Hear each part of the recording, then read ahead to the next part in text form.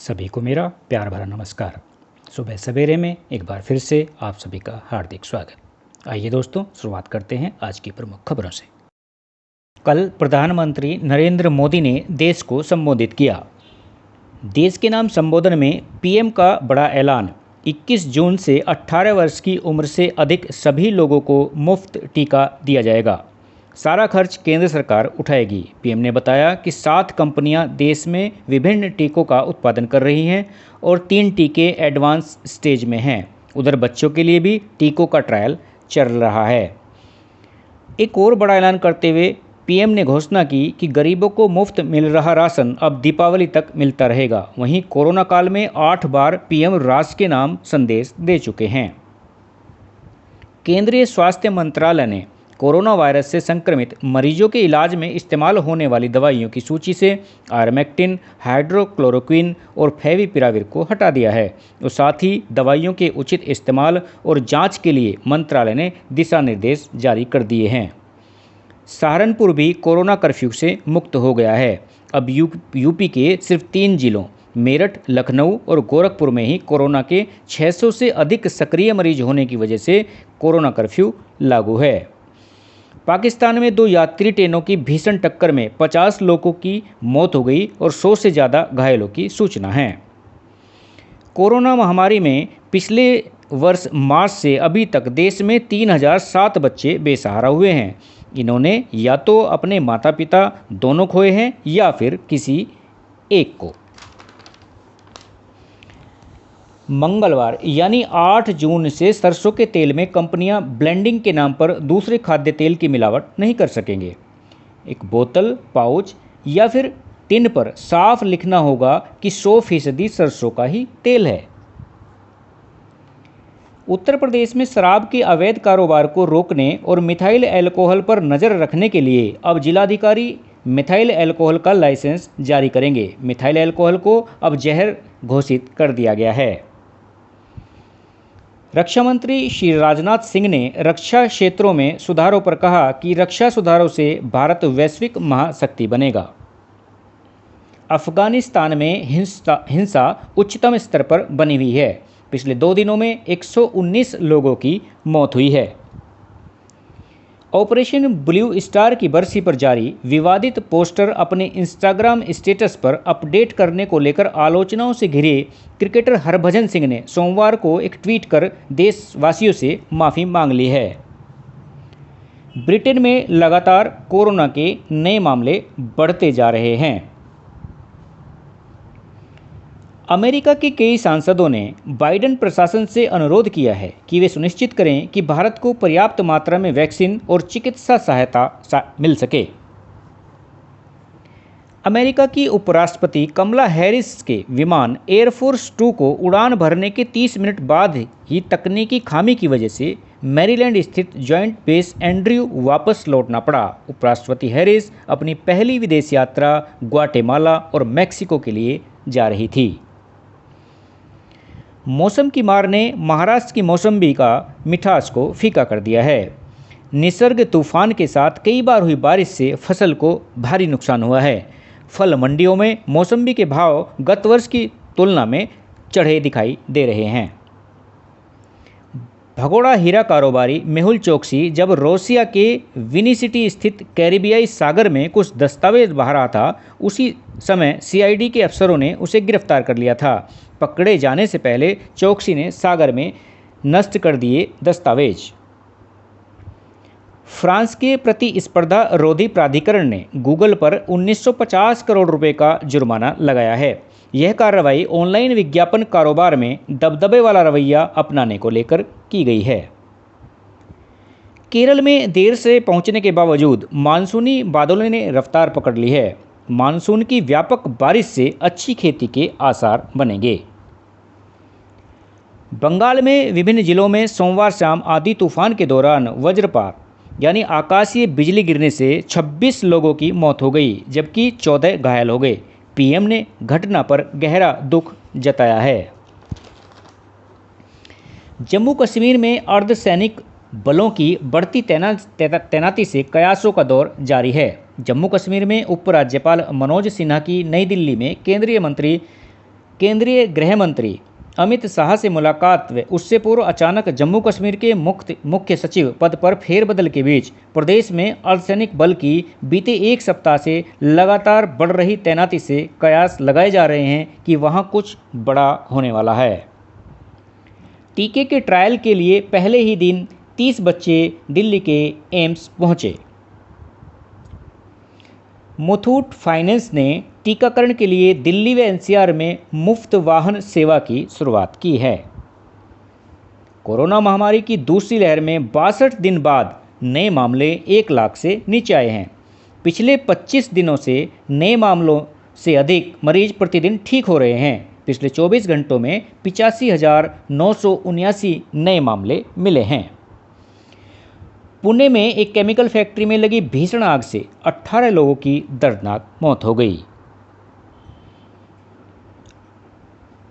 America विदेश मंत्री Antony Blinken ने कहा है कि चीन कोरोना वायरस के स्रोत तक पहुंचने में सहयोग करे।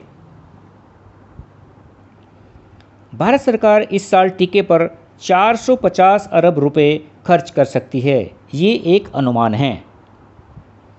वैज्ञानिक और औद्योगिक अनुसंधान परिषद CISR के वैज्ञानिकों ने एक ऐसी तकनीक विकसित की है जो एयर कंडीशनर यानी AC के माध्यम से हवा में फैले कोरोना वायरस के संक्रमण को 99.9% तक नष्ट कर सकता है।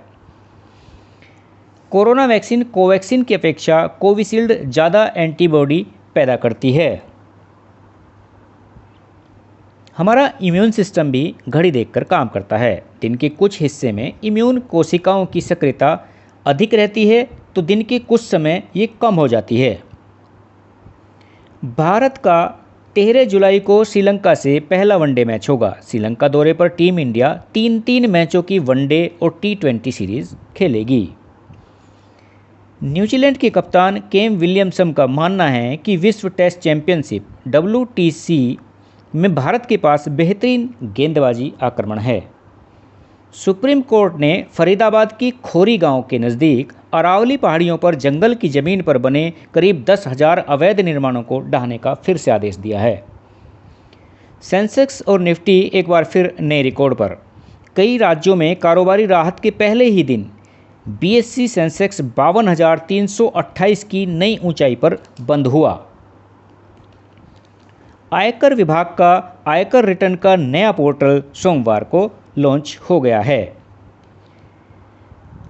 घरेलू बाजार में चीन से आयात फिर से बढ़ने लगा है।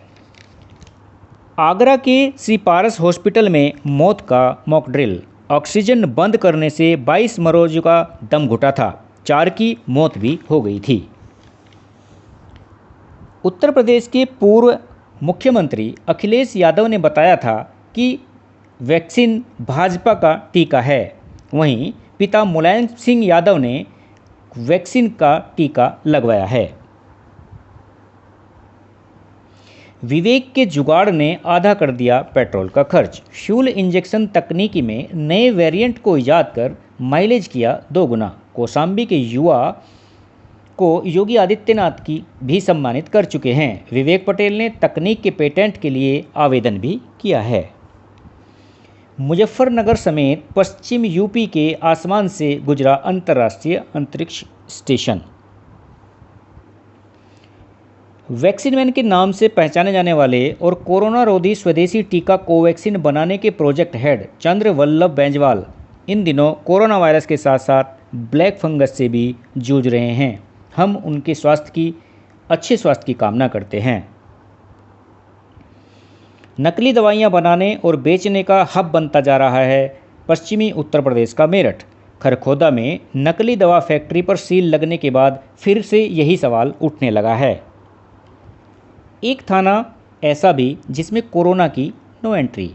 मेरठ के ट्रांसपोर्ट नगर थाने में पूरे स्टाफ का प्रतिदिन स्वास्थ्य परीक्षण होने के बाद ही ड्यूटी शुरू होती है। शीतलता और शांति देने वाले बरगद को रोपने का संकल्प लेकर ही रखें वट अमावस्या का व्रत। 10 जून को है वट अमावस्या। हाई स्कूल पास बनेंगे उद्यमी। यूपी सरकार देगी 25 लाख तक का ऋण, जिसमें 25% अनुदान भी मिलेगा। www.diupmsme.upsdc.gov.in पर कर सकते हैं आवेदन।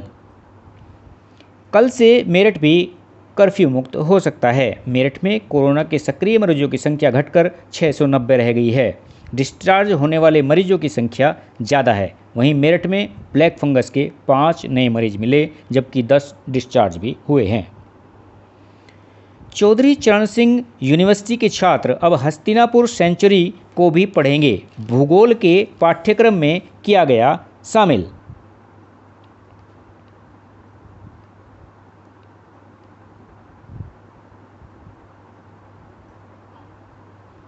अब हम आपको कुछ ऐसी खबरें बताते हैं जो आज ही के दिन हुई, यानी आज के दिन। बने रहिए हमारे साथ।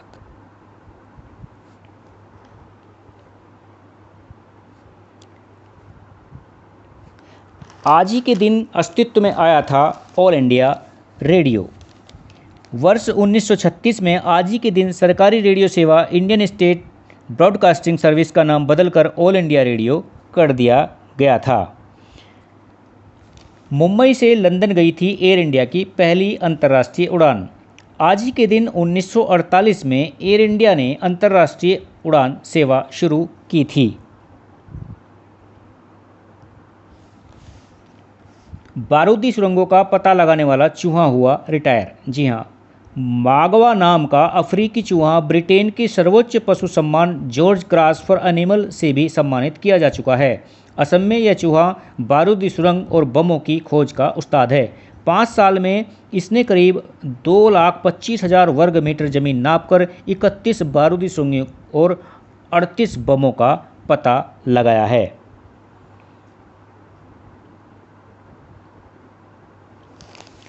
WWW का तोहफा देकर टिम बर्नर्स ने रचा इतिहास। दुनिया को वर्ल्ड वाइड वेब यानी WWW का तोहफा देने वाले टिम बर्नर्स ली का जन्म आज ही के दिन वर्ष 1955 में इंग्लैंड में हुआ था। पूरी दुनिया आज जिस स्वरूप में इंटरनेट का इस्तेमाल करती है, उसके जनक ली ने 1989 में इंफॉर्मेशन मैनेजमेंट ए प्रपोजल नाम से रिसर्च पेपर लिखा, जिसमें उन्होंने हाइपर टेक्स्ट और इंटरनेट को एक साथ जोड़ दिया। और अंत में बात जन्मदिन की। उन सभी दोस्तों एवं उनके प्रियजनों को जिनका आज जन्मदिन है, जन्मदिन की अनेकों मंगल कामनाएं। आज के लिए इतना ही। इसी के साथ ही विदा चाहूँगा। कल फिर मिलेंगे नई खबरों और रोचक जानकारियों के साथ सुबह सवेरे में। नमस्कार। आपका दिन शुभ हो।